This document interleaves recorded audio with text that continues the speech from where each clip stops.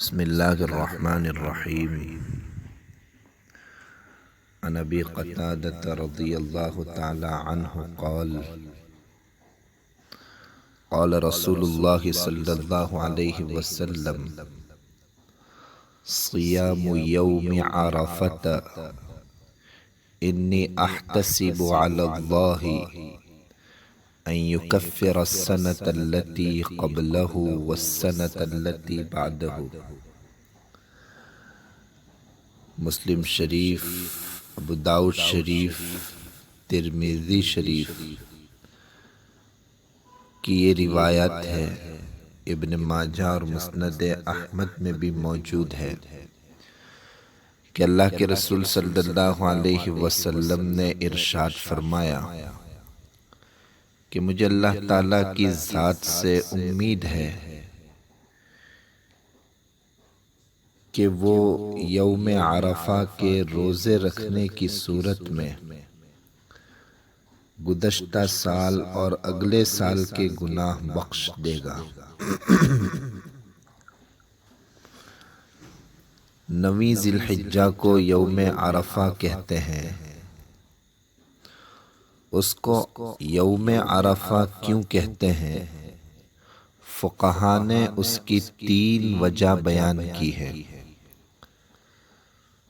ایک بات تو یہ فرمائی کہ حضرت ابراہیم علیہ السلام کو 8ویں ذی الحجہ کی رات خواب میں نظر آیا کہ وہ اپنے بیٹے اسماعیل علیہ السلام کو ذبح کر رہے ہیں، تو ان کو اس خواب کے اللہ تعالیٰ کی طرف سے ہونے یا نہ ہونے میں تھوڑا سا معمولی سا تردد ہوا۔ پھر 9 ذی الحجہ کو دوبارہ یہی خواب نظر آیا تو ان کو یقین ہو گیا کہ یہ خواب تو اللہ تعالیٰ کی طرف سے ہی ہے۔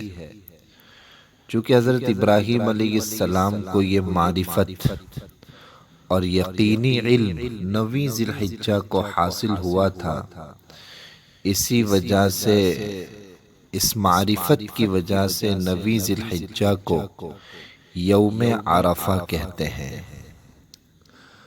دوسری وجہ یہ بیان فرمائی کہ 9 ذی الحجہ کو حضرت جبرائیل علیہ السلام نے حضرت ابراہیم علیہ السلام کو تمام مناسک حج سکھلائے تھے۔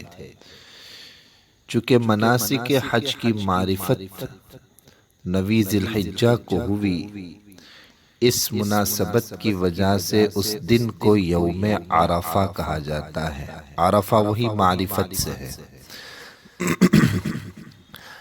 تیسری وجہ یہ بیان کی ہے کہ 9 ذی الحجہ کو حج کرنے والے حضرات چونکہ میدان عرفات میں وقوف کے لیے جاتے ہیں، تو اس مناسبت سے 9 ذی الحجہ کو یوم عرفہ بھی کہہ دیتے ہیں۔ مذکورہ تینوں وجوہات سے یہ بات معلوم ہوئی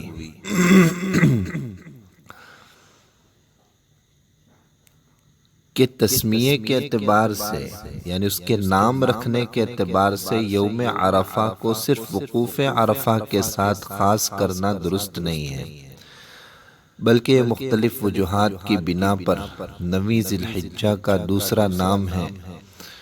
لہذا یہ دن ہر ملک میں اپنی تاریخ کے اعتبار سے ہوگا، یعنی دیگر ممالک میں جس دن 9 ذی الحجہ ہوگی وہی دن یوم عرفہ کہلائے گا، خواہ اس دن سعودی عرب نے یوم عرفہ نہ ہو۔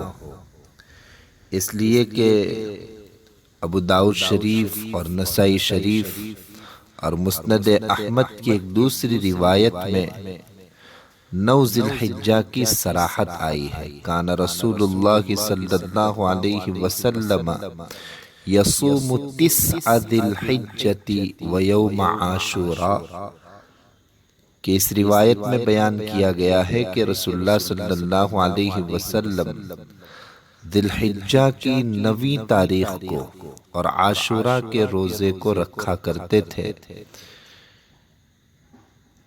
خلاصہ یہ ہے کہ کہ دنیا کے دیگر ممالک کے مسلمان یوم عرفہ کا روزہ سعودی عرب کی تاریخ کے حساب سے رکھنے کے پابند نہیں ہیں۔ سعودی عرب کے مسلمان اس دن روزہ رکھیں جب ان کے یہاں 9 ذی الحجہ ہو۔ البتہ جو حج کرنے والے ہیں ان کے لیے یہ روزہ رکھنا مکروہ ہے، اس وجہ سے کہ اگر کمزوری آ گئی تو حج کے ارکان ادا کرنے میں دشواری ہو جائے گی۔ لیکن دوسرے ممالک کے مسلمان اس دن روزہ رکھیں جب ان کے یہاں 9 ذی الحجہ ہو۔ اور اگر کوئی 8ویں ذی الحجہ کو بھی روزہ رکھنا چاہے تو وہ رکھ سکتا ہے، اس لیے کہ ترمذی شریف کی روایت میں ہے، ابو ہریرہ رضی اللہ تعالی عنہ کی روایت ہے، جس میں اللہ کے رسول صلی اللہ علیہ وسلم نے ارشاد فرمایا کہ ما من ایام احب الی اللہ ان یتعبد له فیہا من 10 ذی الحجۃ یعدل صیام کل یوم منہا بصیام سنۃ وقیام کل لیلۃ منہا بقیام لیلۃ القدر، کہ اللہ تعالیٰ کے نزدیک سب سے زیادہ محبوب دن اگر کوئی ہے جن میں بندہ اللہ کے لیے عبادت کرے تو وہ ذی الحجہ کے 10 دن ہیں۔